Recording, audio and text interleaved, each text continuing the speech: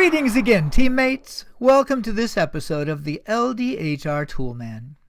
You know, we're in the midst of a video series on prioritizing our LDHR ministry, and we've been considering an 8-step process to help us do just that. In the first few steps, a good foundation is laid for the process, and you gather together a group of stakeholders.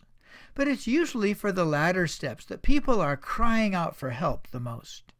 What exactly do we do once we've gathered the key people together? Well, over the years, we've developed some helpful tools to help guide you through this process, and I want to introduce some of them to you. One of my favorites is this simple Evalu8 LDHR Lite tool, which we'll use today to walk through steps 4 through 8 in the process. This tool can be found on our LDHR.org website in Strategy, Evaluating LDHR here. The Evalu8 LDHR Lite tool addresses the key elements of each of our 4 LDHR quadrants, with a page at the end with directions on how to use the tool. The document identifies the quadrant, it lists the key elements of the quadrant, describes the element, and then uses questions to help identify key issues related to the element. Now, going back to our 8 steps, step 4 is prioritize, which is dealt with in the next column of the tool. For this step, we're trying to determine what priority each area should have.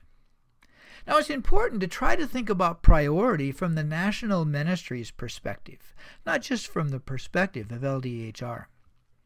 The directions suggest the following letters to indicate priority. T would be top priority, H, high, M, medium, and L, low. Now, for areas where you realistically have no time or resources to do this in the foreseeable future, you can just use 0.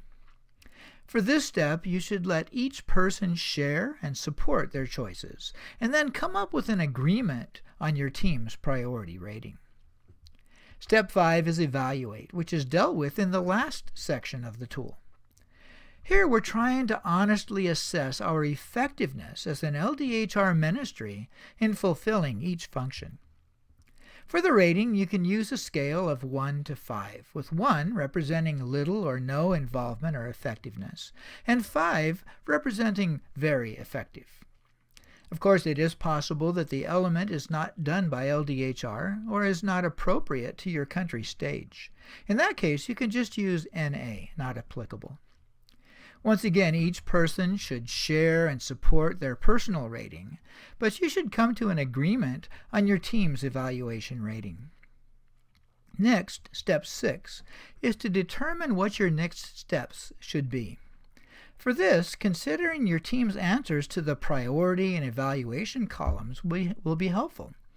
Here we're looking at the intersection of our ratings for priority and effectiveness. Generally, the areas that have the highest priority rating and the lowest effectiveness rating will indicate our priorities for next steps. Of course, there may be other factors to consider, but this is a good rule of thumb. Step 7 is to plan. Here we're asking, how will we accomplish our top priorities? We need to make clear tactical plans that are measurable, observable, and achievable.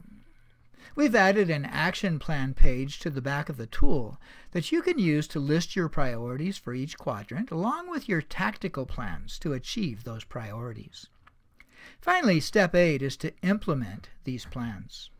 To be honest, this is often our area of weakness.